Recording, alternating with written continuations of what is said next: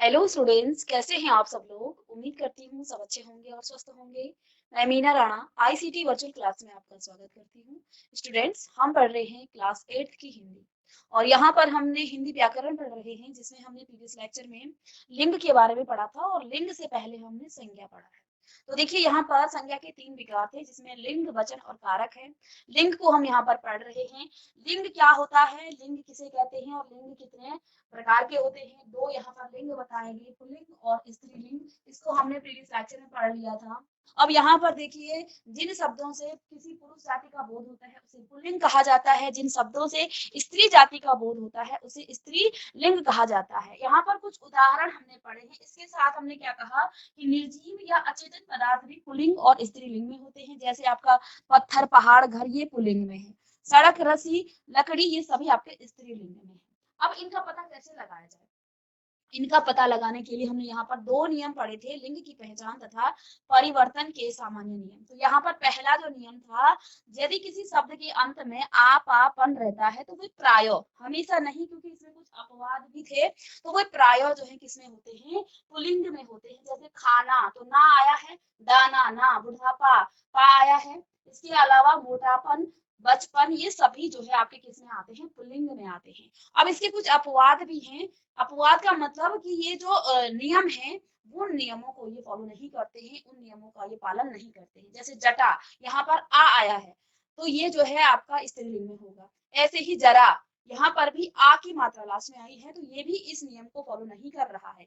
इसके अलावा माला, इसमें भी आ आया है तो ये भी इस नियम को यहाँ पर नहीं मान रहा है। ठीक है ना। दूसरा नियम क्या था, जिन शब्दों के अंत में बड़ी ई, या, वट या हट होता है वे प्राय स्त्रीलिंग होते हैं। तो देखिए, या, ई, वट या हट होता है तो वे प्राय स्त्रीलिंग होते हैं। जैसे लड़की, तो अंत में क्या आया है, ई, बड़ी ई की मात्रा, लड़की, तो ये आपका क्या होगा, ये आपका इसमें आएगा स्त्रीलिंग में। ऐसे ही लकड़ी, तो ये भी डी, बड़ी की मात्रा। नदी, कुटिया, मिलावट, क्योंकि मैंने यहाँ क्या कहा, वट भी होता है। हट, थकावट, ऐसे ही घबराहट, ये सभी आपके किसमें होते हैं, स्त्रीलिंग में। प्राय कहा है। अपवाद इसके भी हैं। मोती, बड़ी ई की मात्रा आया है। पानी, दही, घी, इन सभी में बड़ी ई की मात्रा आया है अंत में, ये जो है पुल्लिंग में होते हैं। जबकि हम नियम से क्या कह रहे हैं कि यदि प्राय इनके अंत में जो है बड़ी ई की मात्रा, या, वट और हट होता है तो प्राय स्त्रीलिंग में होते हैं। लेकिन इनके कुछ अपवाद भी हैं जो इन नियमों को नहीं मानते हैं, तो इनको अपवाद कहा जाता है। तो अपवाद किसे कहते हैं, हम किसी नियम को बनाते हैं। नियम कब बनाए जाते हैं, जब ये बहुत सारे जो है शब्दों पर क्या होता है, लागू होता है। और कुछ ऐसे शब्द बच जाते हैं जिन पर ये लागू नहीं हो पाता है, तो वो नियम तो बन जाते हैं, लेकिन नियम के साथ साथ उनके साथ कुछ अपवाद शब्द भी होते हैं जो कि इनको नहीं मानते हैं। ठीक है। अब पुल्लिंग से स्त्रीलिंग बनाने की हमने यहाँ पर कितने नियम पढ़ लिए थे प्रीवियस लेक्चर में। हमने यहाँ पर इसके 9 नियम हमने पढ़ा था। पहला नियम क्या था, अकारांत पुल्लिंग शब्दों का, फटाफट इसको रिवाइज करेंगे। अकारांत पुल्लिंग शब्दों का को अकारांत कर देने से, अकारांत और फिर उसको आकारांत। तो मैंने साधारण भाषा में कैसे बताया था कि किसी शब्द के अंत में यदि अ का उच्चारण आता है तो हम क्या करते हैं, यदि अ का उच्चारण आ रहा है हम आ की मात्रा लगा देते हैं तो वो तुरंत से आपका स्त्रीलिंग में परिवर्तित हो जाता है। जैसे छात्र का छात्रा, वृद्ध का वृद्धा, आचार्य का आचार्य, प्रिय का प्रिया, ऐसे ही शिष्य का शिष्या, आत्मज का आत्मजा। इस प्रकार से सभी शब्द जो है किसमें आ जाते हैं, स्त्रीलिंग में परिवर्तित हो जाते हैं। इसको मैं जल्दी से पढ़ाऊंगी और इसके बाद हमने जो नहीं पढ़ा है उसको हम बहुत अच्छे से समझेंगे। दूसरा नियम क्या था, अकारांत और आकारांत। यहाँ पर यानी कि अ या आ कुछ भी आ सकता है। यदि अंतिम शब्द हो तो उसे ई कारांत यानी कि बड़ी ई की मात्रा लगा करके उसको स्त्रीलिंग में परिवर्तित किया जा सकता है। जैसे यहाँ पर लड़का है तो लड़का के अंतिम वर्ड जो है इसमें आ की मात्रा लगी है, इसमें यहाँ पर आकारांत शब्दों का प्रयोग हुआ है। तो हमने क्या करना है, चाहे अकारांत हो चाहे आकारांत हो, तो इन शब्दों को आप साथ साथ याद करेंगे। लड़का, तो लड़की, क्योंकि बड़ी ई की मात्रा लगाना है, ई का आरांत लगाना है, बड़ी ई की मात्रा लगाना है। दादा दादी, ब्राह्मण ब्राह्मणी, साला साली, बेटा बेटी, मोटा मोटी, घोड़ा घोड़ी, मुर्गा मुर्गी, पुत्र पुत्री, चाचा चाची, और इस प्रकार से और भी शब्द हैं। नर नारी, काला काली, भतीजा भतीजी, मामा मामी, गूंगा गूंगी, बकरा बकरी, टोप टोपी, नाना और नानी। तो ये शब्द हैं आपके अकारांत एवं आकारांत शब्दों को आप क्या बनाते हैं, इकारांत आप बना देते हैं। ठीक है, तो अब यहाँ पर नेक्स्ट था थर्ड क्या था, अकारांत पुल्लिंग शब्दों में नी जोड़ने से। कुछ ऐसे अकारांत पुल्लिंग शब्द हैं जिनमें आप सिर्फ और सिर्फ नी जोड़ते हैं तो वो स्त्रीलिंग में परिवर्तित हो जाता है। जैसे मोर है, मोर का मोरनी, बस आपको नी जोड़ना है। ऊंट का ऊँटनी, भील का भीलनी, राजपूत का राजपूतनी, ऐसे ही शेर का शेरनी, नट का नटनी, और ऐसे ही आगे जाट का जाटनी, सिंह का सिंहनी। तो ये सभी शब्द जो है किसमें परिवर्तित हो जाएंगे, सभी स्त्रीलिंग में परिवर्तित हो जाएंगे। अब चौथा नियम क्या कह रहा है, चौथा नियम कह रहा है कि जाति बोधक पुल्लिंग। जाति का मतलब देखिए सांप कोई जाति है, और ऐसे ही कुम्हार भी जाति है, माली पूरी माली जाति का बोध कर रहा है। तो शब्दों को देखना है, जाति बोधक पुल्लिंग शब्दों के अंतिम स्वर का लोप करके इन लगाकर देने से वो स्त्रीलिंग हो जाता है। इन का मतलब जो अंतिम आपका वर्ड होगा उसमें इन छोटी ई की मात्रा और नौ लगाना है आपको। ठीक है, सीधी सीधी जो आपका सिंपल भाषा में जब हम कहें इसको, साधारण भाषा में, कि आपने जो आपके पास लास्ट जो शब्द या वर्ण है, जो लास्ट वर्ण है उसमें कोई भी मात्रा लगी हो स्वर की, आपने उसको हटा देना है। और इस पे क्या करना है, क्योंकि यहाँ पर लोप करने की बात की गई है, उसको हटाने की बात की गई है, उस पर इन लगाना है। तो कोई भी मात्रा हो या ना हो, आपने क्या करना है, जो अंतिम वर्ण है उस अंतिम वर्ण पे आपने छोटी ई की मात्रा लगाना है और नौ लिखना है। तो क्या आ जाएगा, जैसे सांप था तो पौ में तो यहाँ पर कोई मात्रा थी नहीं, अ जुड़ा हुआ है सिर्फ, तो आपने क्या करना है, इन लगाना है। तो पापिन, पौ में आप छोटी ई की मात्रा लगाएंगे तो पिन, पी हो जाएगा, छोटी पी। ठीक है ना, पी। तो सांपिन, ऐसे ही पाप की बात करें तो पापिन। ठीक है ना, ऐसे ही कुम्हार, तो रॉ पर आप क्या लगाएंगे, इन लगाएंगे, कुम्हारिन, रॉ पर छोटी ई की मात्रा और नौ। ऐसे ही माली, तो लोप करना है किसका, अंतिम स्वर का। अंतिम स्वर क्या है, इस वर्ण, इस व्यंजन पर, इस लौ व्यंजन पर बड़ी की मात्रा लगा है और ये स्वर है, जो ये बड़ी ई की मात्रा है, तो इस स्वर का आपने लोप कर देना है। तो मालिन, यहाँ से हमने जो बड़ी ई की मात्रा है उसका लोप कर दिया है, क्योंकि हमें नियम यही बताता है कि जाति वाचक, जाति बोधक जो आपके पास पुल्लिंग शब्द हैं उनके अंतिम स्वर का आप लोप कर दें। तो ये जो है आपको क्या कर रहा है, यहाँ पर इसका लोप कर रहा है। ग्वाला, ग्वालिन, इसमें आ की मात्रा थी, हमने उसका लोप कर दिया, उसको हमने विलुप्त कर दिया, तो यहाँ पर ग्वालिन आ गया है। नाग, नागिन, सुनार, सुनारिन, धोबी, धोबिन, पुजारी, पुजारिन। तो जल्दी से इसको भी हमने रिवाइज कर लिया है। आगे कौन सा नियम था, पांचवा नियम क्या कह रहा था, अकारांत पुल्लिंग शब्दों की अंतिम स्वर को लोप करके आनी बना दिया जाता है।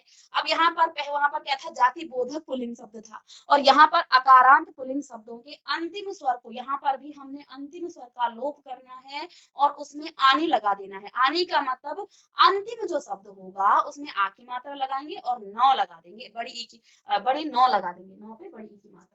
तो अंतिम स्वर में आपने, जैसे यहाँ पर जेठ है, तो अंतिम स्वर में आप क्या करेंगे, बिना देखे, देखिए बिना देखे भी आप इसको कर सकते हैं, जेठ, आपने अंतिम शब्द को आनी लगाना है। तो इस जेठ शब्द में आपने क्या करना है, इसमें आ लगाएंगे तो ये हो जाएगा जे, और आ लगाएंगे तो ठा हो जाएगा, और नी, जेठानी। ठीक है, ये इसका स्त्रीलिंग हो गया है। इसी प्रकार से देखिए, सेठ, सेठानी, चौधरी, चौधरानी, पंडित, पंडितानी, नौकर, नौकरानी, देवर, देवरानी। 6 है, जाति बोधक पुल्लिंग शब्दों के अंतिम स्वर का यहाँ पर भी लोप किया जाता है और आइन लगाया जाता है। कुछ ऐसे जाति बोधक शब्द हैं जिनके अंतिम शब्द का, स्वर का आप लोप करते हैं, उसमें आइन लगा देते हैं। जैसे हलवाई, तो हलवाइन, चौधरी, चौधराइन, ठाकुर, ठाकुराइन, ऐसे ही पंडित, पंडिताइन, नाई, नाइन। ठीक है, गुरु, गुराइन। इस प्रकार से आपके ये शब्द है। अब सातवां क्या कहता है, आकारांत पुल्लिंग शब्दों के अंतिम स्वर आ के स्थान पर इया किया जाता है। अंतिम शब्द जहां आ लिखा, जैसे बूढ़ा है ना, तो इया, इया का मतलब छोटी ही की मात्रा लगाना और या लिखना है। तो देखिए, वो धिया, चूहा का चूहिया, कुत्ता का कुतिया, बाछा का बछिया। तो ये आपका क्या आ जाएगा, ये नियम है। आठवां नियम क्या है, अकारांत पुल्लिंग शब्दों में अक के स्थान पर इका क्या करना है। अक अगर आता है, शिक्षक, देखिए यहाँ आप देखिए सभी शब्दों को आप यदि ध्यान से देखिए, छक, अक, यक, सेवक, यक, लेखक, लक, पाठक और अध्यापक। ये सभी शब्द जो हैं अक से क्या हो रहे हैं, खत्म हो रहे हैं। तो देखिए, शिक्षिका, गायिका, सेवक सेविका, नायक नायिका, लेखक लेखिका, पाठक पाठिका, बालक बालिका, ऐसे अध्यापक अध्यापिका। हमने क्या किया, इका लगा दिया, छोटी ई की मात्रा और का लगा दिया। अब नौवां यहाँ पर नियम क्या कहता है कि वान के समाप्त होने वाली, वान से समाप्त होने वाले पुल्लिंग शब्दों में वती लगा देते हैं और मान से मति लगा देते हैं। बहुत सिंपल है। भगवान भगवती, आयुष्मान आयुष्मती, श्रीमान श्रीमती, धनवान धनमती धनवती, विद्यावान, ठीक है, विद्यावान, तो यहाँ पर क्या आ जाएगा, मान की जगह पर विद्यावती। ऐसे ही बलवान बलवती, विद्यामान बुद्धिमान बुद्धिमती, गुणवान गुणवती। इस सभी शब्द यहाँ तक हम पढ़ चुके थे। अब यहाँ से 10वें से क्या है, कुछ स्वतंत्र स्वर जो है क्या होते हैं, कुछ शब्द स्वतंत्र रूप से स्त्री व पुल्लिंग में जोड़े जाते हैं, ये जोड़े होते हैं। जैसे कि इनमें ऐसा कोई नियम नहीं है कि उसी में आप इक लगा दे, आय लगा दे, इस प्रकार के शब्द नहीं जुड़ेंगे। इनका कुछ अलग ही स्त्रीलिंग और पुल्लिंग होगा। जैसे बाप माँ, भाई बहन, पति पत्नी, बाबा, बाबा दादा को कहा जाता है, ठीक है, बाबा दादी या दादा दादी कह सकते हैं आप यहाँ पर, पिता माता, पुरुष स्त्री, मर्द औरत, वर और वधु। ये सभी शब्द जो हैं कुछ अलग तरीके के क्या हैं, शब्द हैं। ये स्वतंत्र रूप में होते हैं, इनमें आप कुछ भी नहीं जोड़ना है, इनको आपने याद करना है, ठीक है। अब कुछ नित्य पुल्लिंग होते हैं। नित्य का मतलब हमेशा वो पुल्लिंग नहीं होते हैं, इनका प्रयोग हमेशा पुल्लिंग नहीं होता है। इनके आगे अब इनका जो है, क्योंकि वो पुल्लिंग में ही होते हैं, लेकिन ऐसा तो नहीं है सृष्टि का की जो रचना हुई है वो पुल्लिंग और स्त्रीलिंग से ही हुई है। चाहे आप कहीं किसी भी कीट में देखिए तो सभी में स्त्री और पुरुष होंगे। अब क्योंकि वो हमेशा किसमें होते हैं, पुल्लिंग में ही होते हैं, तो उनके स्त्रीलिंग का पता कैसे पता चलेगा, तो वहां पर एक शब्द लगाया जाता है नर और मादा। नर का मतलब होता है पुरुष से और मादा का मतलब होता है स्त्री से। तो नर शब्द जहां आया वहां पुल्लिंग शब्द का बोध हो रहा है, मादा शब्द जहां आता है यानी कि वहां पर स्त्री से शब्द का बोध हो रहा है। अब यहाँ पर क्या लिखा है, उल्लू, तो उल्लू जो है आपका नित्य पुल्लिंग में है, यानी कि वो हमेशा पुल्लिंग में ही रहेगा। अब इसके स्त्रीलिंग को आप कैसे बोलेंगे, कैसे उच्चारण करेंगे, तो मादा उल्लू कह देंगे, मादा का मतलब स्त्रीलिंग से है। ऐसे ही खरगोश तो मादा खरगोश, चीता मादा चीता, कछुआ मादा कछुआ, ऐसे ही कौवा तो मादा कौवा, तोता मादा का तोता, पक्षी, ये सभी जो है नित्य पुल्लिंग शब्द में होते हैं और इनको स्त्रीलिंग बनाने के लिए आप मादा शब्द का प्रयोग यहाँ पर करेंगे। अब ये तो हमने मादा किया, और जब पुरुष की बात की जाए तो वहां पर आप नर शब्द का योग कर क्या करेंगे, प्रयोग करेंगे। तो यहाँ पर देखिए कुछ शब्द नित्य स्त्रीलिंग होते हैं, यानी कि वो हमेशा स्त्रीलिंग में ही होते हैं। अब इनका प्रयोग हमेशा स्त्री के रूप में ही होता है। अब स्त्रीलिंग तो होंगे तो उसमें पुल्लिंग भी होगा। अब उनका उच्चारण कैसे किया जाए, तो यहाँ पर हम नर लगा देंगे। जैसे मछली है तो नर मछली, मकड़ी है तो वो नर मकड़ी, चींटी है तो नर चींटी, ऐसे ही चिड़िया है तो नर चिड़िया। तो ये नर है, ये स्त्रीलिंग में है और ये पुल्लिंग में है, तो नर लगा देंगे। पुल्लिंग आपका किस में आता है, नर, ठीक है ना। और स्त्रीलिंग में आपका क्या आता है, मादा, ठीक है ना। अब यहाँ पर देखिए कुछ और यहाँ पर उदाहरण है पुल्लिंग शब्द। अनाजों के जो नाम होते हैं वो सभी या प्राय, सभी तो नहीं कहेंगे, प्राय वो जो है पुल्लिंग शब्दों में ही उनका प्रयोग किया जाता है। तो जिन भी अनाजों का आप क्या करते हैं, नाम उच्चारण करते हैं, जैसे अनाजों के नामों में आपका क्या आ गया है, गेहूं, जौ, चना, बाजरा, चावल आदि अनाजों के नाम प्राय पुल्लिंग होते हैं। क्या होते हैं, पुल्लिंग होते हैं। अब यहाँ पर देखिए वृक्षों के नाम, सभी वृक्षों के नाम पुल्लिंग होते हैं। तो इसको आप लिख लेंगे जल्दी से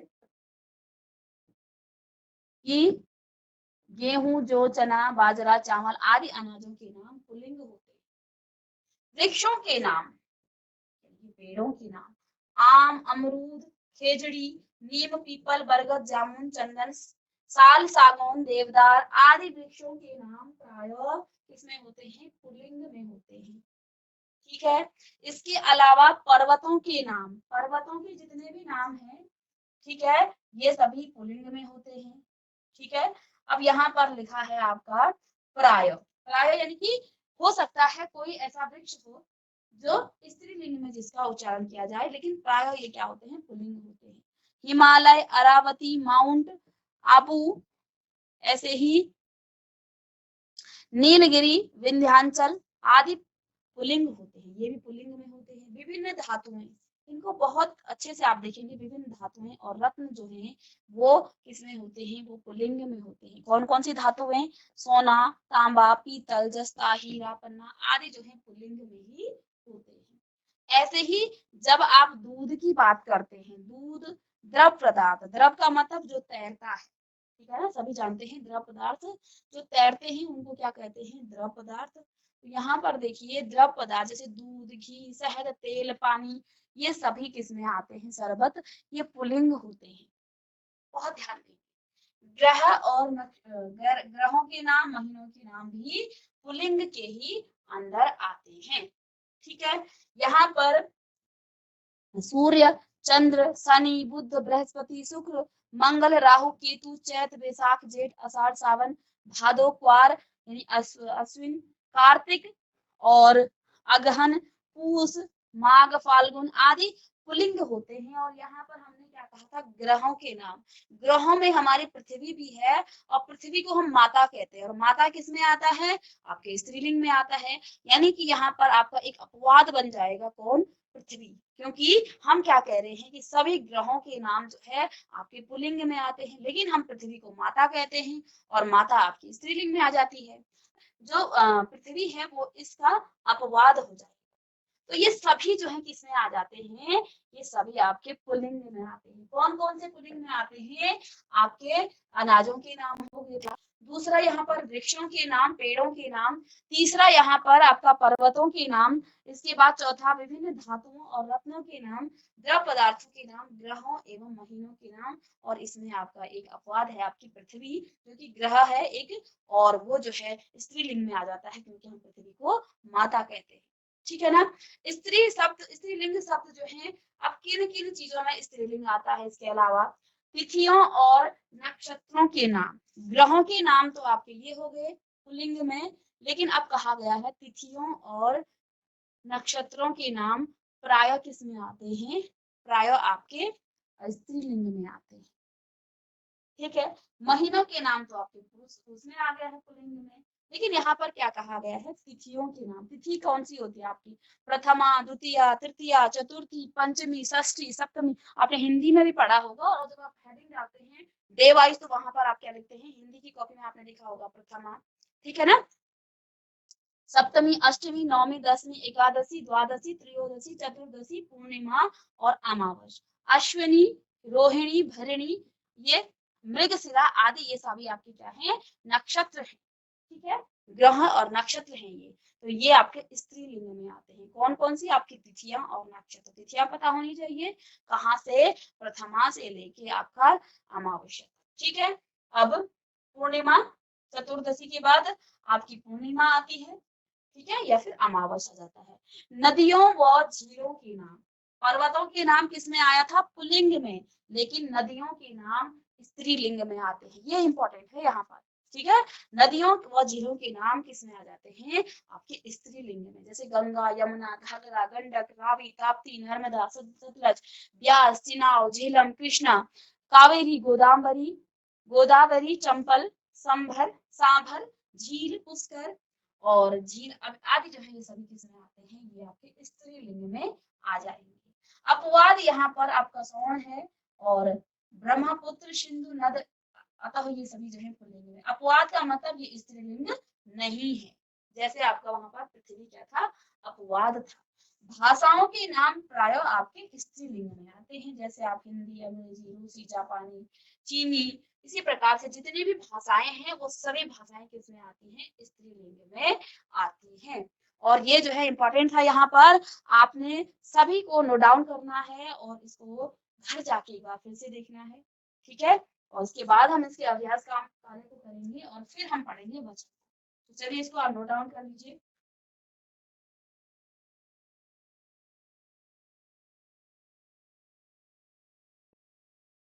चलिए, ये सभी बच्चों ने यहाँ पर नोट डाउन कर लिया होगा। अब यहाँ पर कुछ इसके अभ्यास प्रश्न हैं, इन अभ्यास प्रश्नों को भी हम यहाँ पर करेंगे। चलिए, तो यहाँ पर कुछ बहुविकल्पीय प्रश्न हैं और इन बहुविकल्पी प्रश्नों के आप उत्तर देंगे। तो पहला प्रश्न क्या है, विदुषी का पुल्लिंग है। विदुषी होता है जो स्त्री होती है ना, स्त्री विद्वान, यानी कि जो बहुत जानकार स्त्री होती है उसको कहा जाता है विदुषी। ठीक है, अब यहाँ पर इसका आपने पुल्लिंग बताना है। तो विदुषी का मतलब जो विद्वान होती है, ज्ञानवान होती है, तो ज्ञानी, विद्वान, मेधावी या मूर्ख। तो कौन सा ऑप्शन यहाँ पर सही रहेगा? तो क्योंकि विदुषी आपका क्या है, एक स्त्रीलिंग है, ठीक है ना, तो इसका जो सही उत्तर है वो आपका विद्वान हो जाएगा, क्योंकि विद्वान पुरुष के लिए कहा जाता है और स्त्री के लिए विदुषी कहा जाता है। लड़का में लिंग है, तो ये तो सभी बच्चों को पता है, लड़का में कौन सा लिंग है, ये तो आपका पुल्लिंग है। कृष्णा में लिंग है, अभी अभी आपको क्या बताया था, कृष्णा में कौन सा लिंग है, में लिंग है, स्त्रीलिंग है या पुल्लिंग है, दो ही लिंग हमने यहाँ पर पढ़े हैं। ऑप्शन में और भी लिंग दिए गए हैं, लेकिन हमने यहाँ पर दो ही लिंग पढ़े हैं। तो देखिए कृष्णा जो है, हमने क्या कहा था अभी इससे पहले, और यहीं पर हम पढ़ कर आए कि सभी नदियों के नाम प्राय स्त्रीलिंग होते हैं। तो देखिए हमने यहाँ पर कृष्णा भी पढ़ा है, कृष्णा क्या है, एक नदी है, तो कृष्णा जो है आपकी स्त्रीलिंग है। हिंदी में लिंग के कितने भेद हैं, सभी बच्चों को पता है, दो भेद हैं। तिथियों के नाम प्राय होते हैं, तो हमने अभी आपको यहाँ पर क्या बताया था, तिथियों एवं नक्षत्रों के नाम क्या होते हैं, वो आपके स्त्रीलिंग में आते हैं। ठीक है, यहाँ से आप ऑप्शन में उत्तर भी देख लीजिए, क्या उत्तर है, पहले का बौ, तो पहले का बौ, दूसरे का बौ, दूसरे का भी बौ, तीसरे का अ, चौथे का भी अ, और पांचवे का बौ। तो सभी उत्तर हमने यहाँ पर लिख लिए हैं, तो इनको जल्दी से आप भी नोट डाउन कर लीजिए। अब यहाँ पर आगे प्रश्न है, रिक्त स्थानों की आपको यहाँ पर पूर्ति करनी है। वृक्षों के नाम, जो वृक्ष हैं वो वृक्षों के नाम हमेशा किसमें होते हैं, अभी हमने इससे पहले अ में क्या है, संज्ञा के जिस रूप से उसकी पुरुष जाति या स्त्री जाति होने का बोध होता है उसे क्या कहा जाता है, उसको लिंग कहा जाता है। अभी हमने लिंग की परिभाषा पढ़ी थी। ठीक है, वृक्षों के नाम जो है सदैव किसमें होते हैं, वो हमेशा पुल्लिंग में होते हैं, इसको आप लिख लेंगे पुल्लिंग में। ठीक है, इसके अलावा पर्वतों के नाम भी किसमें होते हैं, पुल्लिंग में, शॉर्ट में लिख रही हूँ। ठीक है, शेर का स्त्रीलिंग क्या हो जाएगा, शेर, शेरनी। ठीक है, भाषा के नाम प्राय, जो भी भाषाएं हैं वो प्राय, अभी हमने ऊपर भी पढ़ा था, भाषाओं के नाम हमेशा स्त्रीलिंग में होंगे। ठीक है, तो मैं शॉर्ट में लिख रही हूँ, आप इसको पूरा लिख लीजिए। भाषाओं के नाम प्राय किसमें होगा, स्त्रीलिंग में ही आएगा। चलिए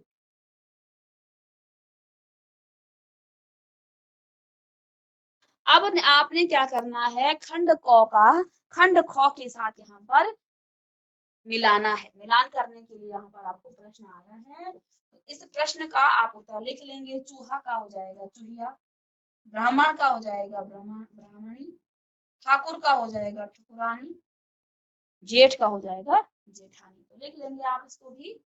ठीक है,